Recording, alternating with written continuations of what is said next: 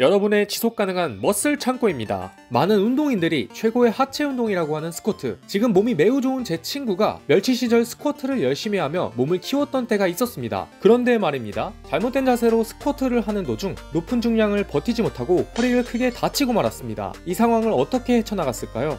Back to basics. 기본으로 다시 돌아갔습니다. 즉 스쿼트 자세부터 다시 체크한 것이죠. 올바른 자세와 안전한 무게로 꾸준히 운동하여 결국 멋진 헬창이 될 수 있었습니다. 언제 어디서든 할 수 있는 스쿼트, 어떻게 하면 2배 이상 쉽게 배울 수 있는지 알려드리겠습니다. 오늘 영상을 끝까지 보신다면 초보자분들은 스트레스 받지 않고 빠르게 올바른 스쿼트 자세를 배울 수 있을 겁니다. 중급자분들 또한 놓치고 있던 포인트를 다시 살펴보면서 안전한 스쿼트를 할 수 있을 겁니다. 1번 박스 스쿼트. 박스 스쿼트는 초보자, 중급자에게 모두 훌륭한 도움을 줄 수 있습니다.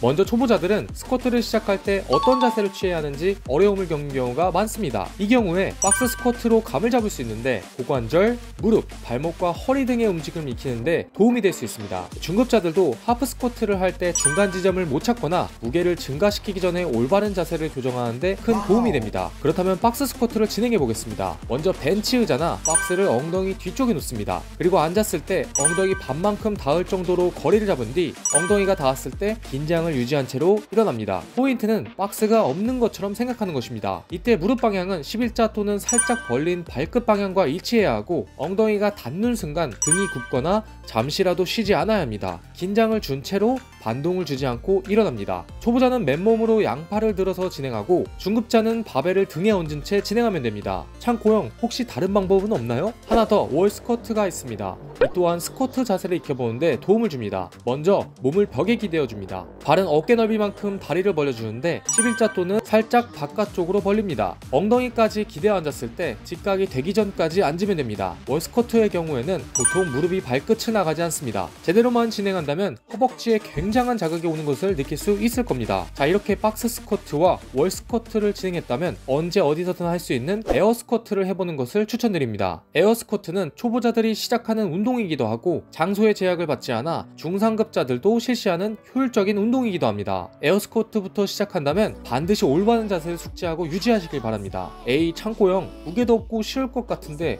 대충 하면 안 되나? 할 수도 있습니다. 그런데 에어 스쿼트를 배울 때 잘못된 자세를 습관으로 가지고 있다가 다치면 어떻게 될까요? 허리를 심각하게 다치는 경우에는 아예 몇 달 동안 운동을 하지 못할 수도 있습니다. 따라서 기본부터 배울 때 올바른 자세를 배우고 몸의 습관으로 만드시길 바랍니다. 스쿼트를 진행하기 전 먼저 고관절과 발목 스트레칭을 해준 뒤 세 가지를 체크하시길 바랍니다. 첫 번째로 스쿼트 진행 시 허리가 굽는지 확인해야 합니다. 어떤 운동이든 허리가 굽어서는 안 됩니다. 고관절 또는 발목의 유연성이 낮은 경우에는 스쿼트를 하면서 내려가다가 허리가 굽을 수 있습니다. 따라서 운동 전 스트레칭을 진행하거나 어디서 허리가 말리는지 자세하게 파악하시길 바랍니다. 두 번째로 골반이 말리는지 확인하시길 바랍니다. 스쿼트 시 제일 많이 나오는 현상 중 하나는 버딩크라는 현상입니다. 몸이 아래로 내려가다가 엉덩이가 말리는 현상인데 의견이 분분합니다. 자연스러운 현상이라는 주장도 있고 엉덩이가 절대 말리면 안 된다고 하는 사람도 있습니다. 그러나 확실한 것은 한 논문에 따르면 허리를 올곧게 폈을 때보다 굽어진 상태에서 허리에 가해지는 압력이 35% 정도 더 높다고 합니다. 따라서 골반이 얼마나 심하게 말리는지 확인해 볼 필요가 있습니다.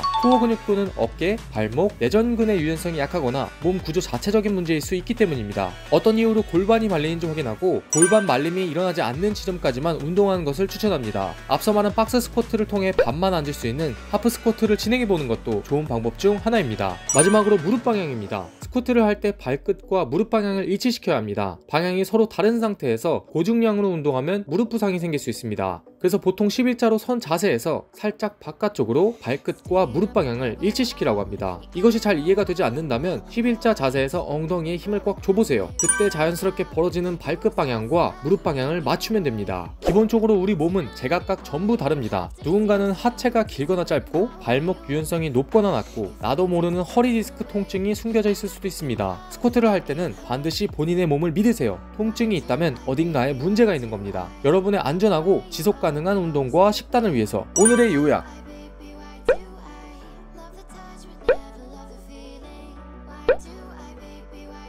구독과 좋아요를 누르면 도움되는 영상으로 유튜브에 다시 뜰 겁니다.